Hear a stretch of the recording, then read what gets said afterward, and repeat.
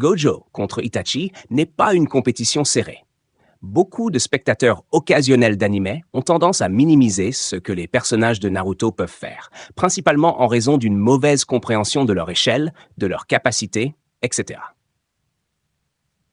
J'espère que ce post pourra dissiper beaucoup de malentendus en ce qui concerne les pouvoirs d'Itachi et prouver que Gojo n'est pas invulnérable après tout.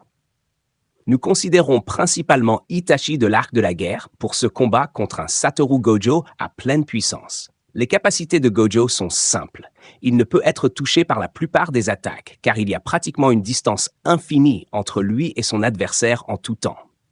Il a également des capacités appelées rouge et bleu, qui repoussent ou attirent les choses ou les gens, tout comme le Shinra Tensei et le Bunsho Tenin du Rinnegan.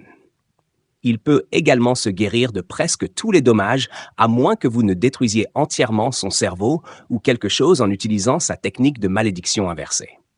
Maintenant, passons à la principale capacité offensive de Gojo, qui est le domaine de Gojo.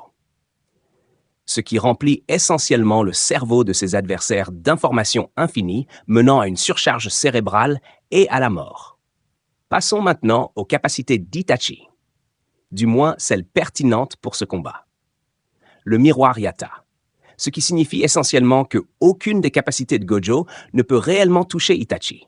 Le Totsuka Blade, qui est une arme sans forme astrale, elle n'existe pas physiquement, qui contournerait ironiquement l'infini et scellerait Gojo dans un monde de rêve pour toute l'éternité. La régénération Edo Tensei est une autre chose à laquelle Itachi a accès.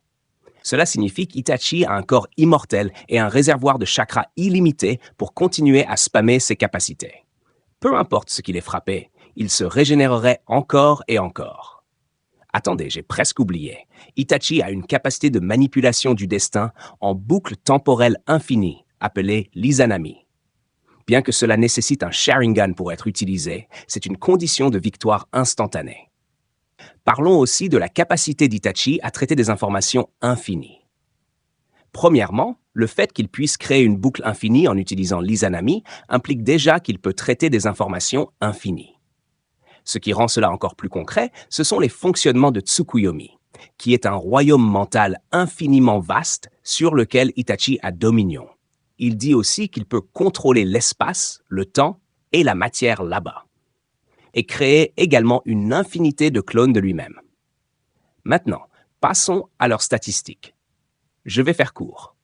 Gojo est plus fort que Dagon qui peut créer une île. Itachi est plus fort que Killer Bee qui est à l'échelle multicontinentale en utilisant l'échelle bijou, etc. Vitesse. Gojo a une mise à l'échelle tachyonique qui le place à la vitesse de la lumière. Je vais être charitable et juste lui accorder cela.